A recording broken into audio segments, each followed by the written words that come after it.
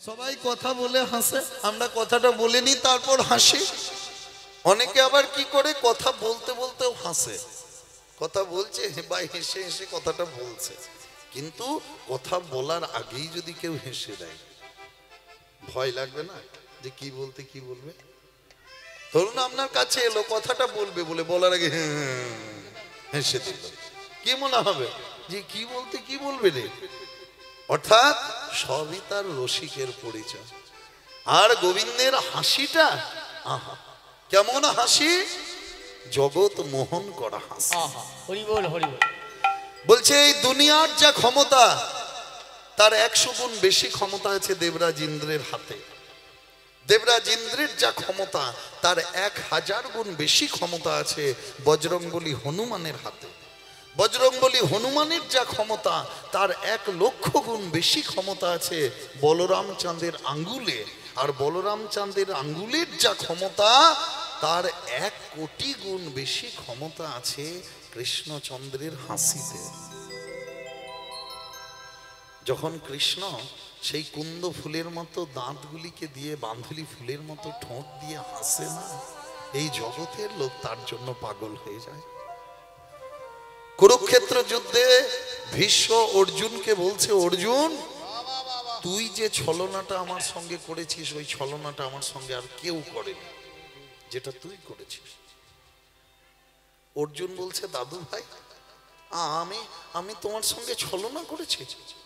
না তো, আমি তো কোনো ছলনা করিনি। যুদ্ধে যাওয়ার আগে আমি তোমাকে প্রণাম করি, যুদ্ধ থেকে এসে আমি তোমাকে প্রণাম করি, কি ছল করেছি? অবশ্যই করেছিস। অর্জুন, ভীষ্ম বলছে, কেন?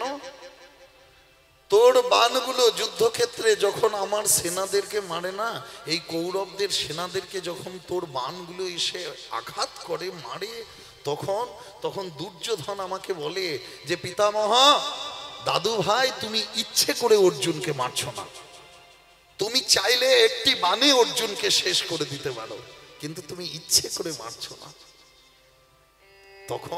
তখন আমি ক্রোধে অন্ধ হয়ে যাই, রাগে অন্ধ হয়ে তুন থেকে বাণ নিয়ে গণ্ডিতে জুড়ি যে এই বাণেই আমি অর্জুনকে মারবো, এই বাণেই আমি অর্জুনকে শেষ করব।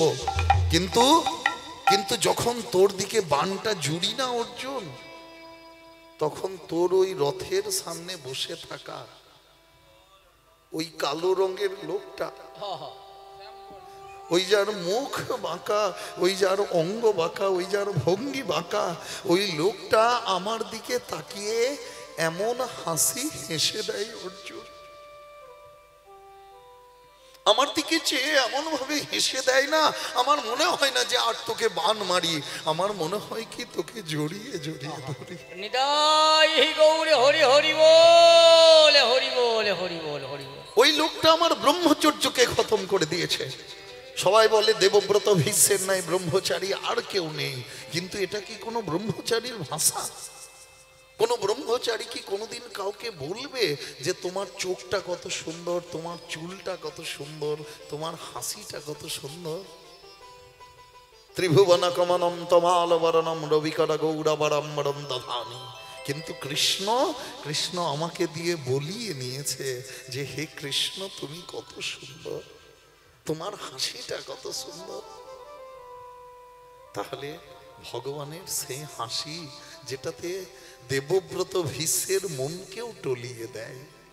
ভীষ্মের নেই ব্রহ্মচারী কেউ নাই, কিন্তু তার মন আকর্ষণ করে হরণ করে নেয় সেই গোবিন্দের হাসি। কত সুন্দর সেই হাসি। বাঁধলি বন্ধু আধারে মধু মাখালা মধুর মধুর মৃদু হাস। আমার গোবিন্দকে কে এমন ভাবে নির্মাণ করেছে সখী? আরে ধনী ধনী বনি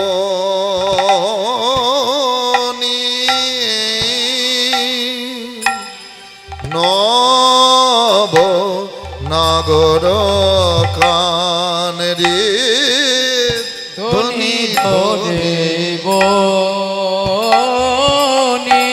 নবনগর কান রে ধনি ধনে বনে। নবনগর কানে রে এ ধনে ধনে বনে যায় রে শোভা বালায় যায় কত সজায়েছে ধনে ধনে বনে যায় রে শোভা বালায় যায় কত সজায়েছে ধনে ধনে বনি কারিগরে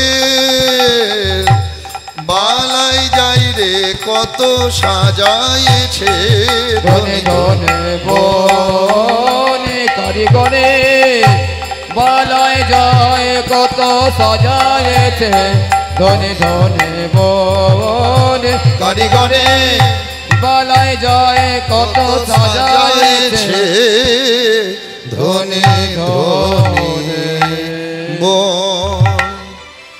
তাহলে ধনী ধনী ধনী ধনী মানে ধন্য ধন্য দুবার ধন্যবাদ দিলেন, দুবার থ্যাংক ইউ দিলেন। এখন তো আমরা খুব থ্যাংক ইউ দিতে শিখেছি, থ্যাঙ্কস দিতে শিখেছি। তা দুবার ধন্যবাদ দিলেন পদকর্তা। কাকে? একবার সেই বিধিকে, ব্রহ্মাকে, সৃষ্টিকর্তাকে, যে নিরজনে বসে বসে এত সুন্দর রূপটাকে নির্মাণ করেছে।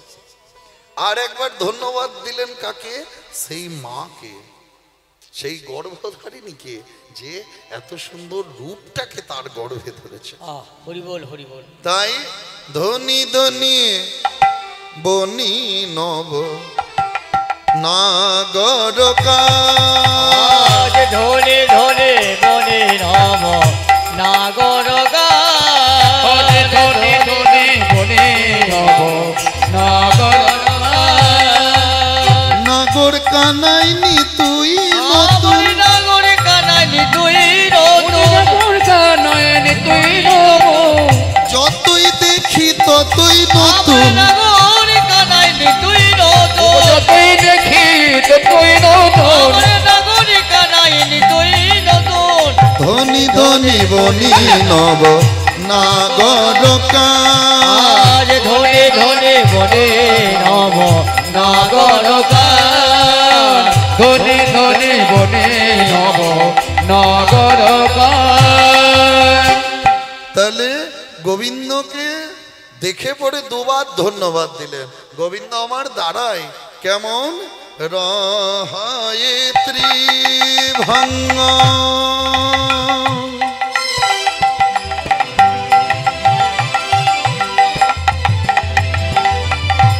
ভুবন মান মোহন রাহায়েতি ভাঙ্গ ভুবন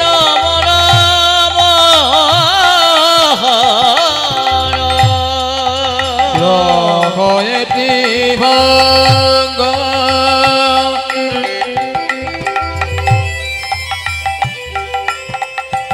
বলে হরি গা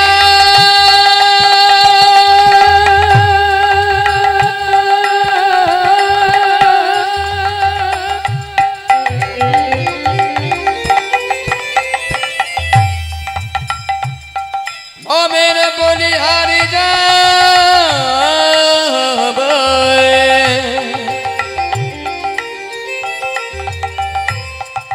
বলি হরি বলি হরি বলি হরি যা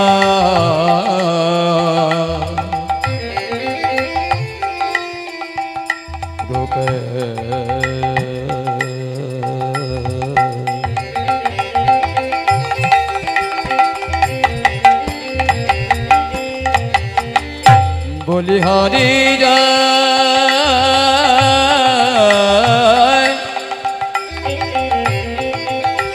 রূপের বলি হরি যায় বলি হরি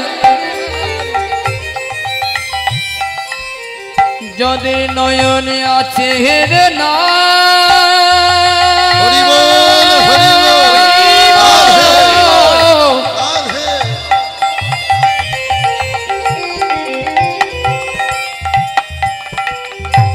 হেরে না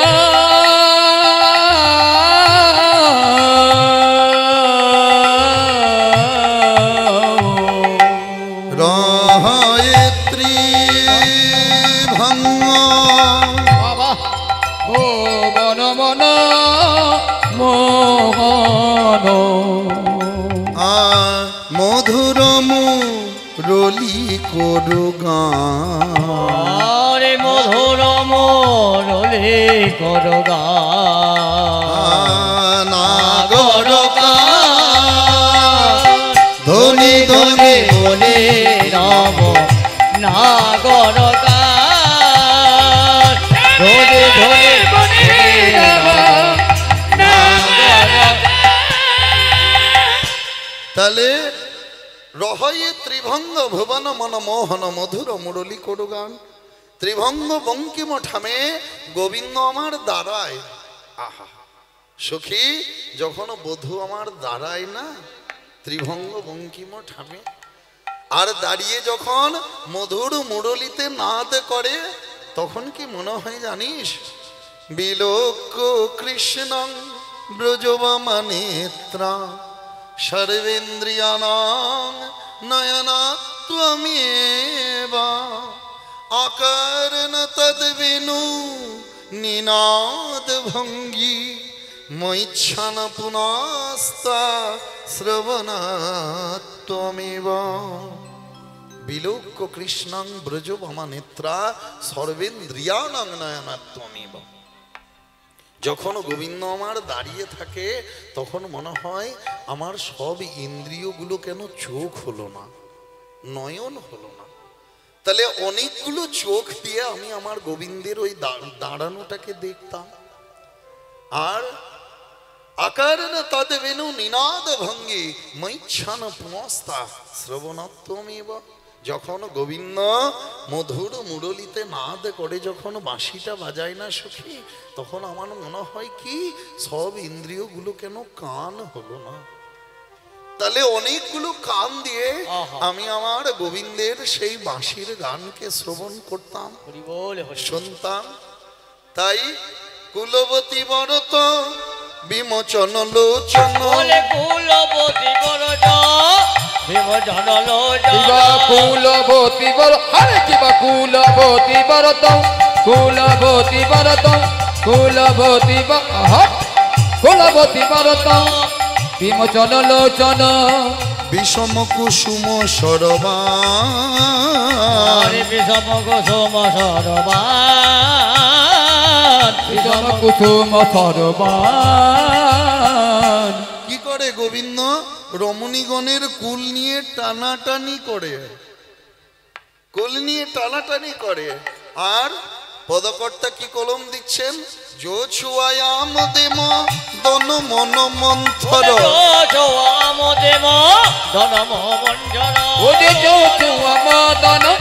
মদন মদ মন্থর, ভনই গোবিন্দ দাস, ভনয় গোবিন্দ দাস, ভনয় গোবিন্দ দাস।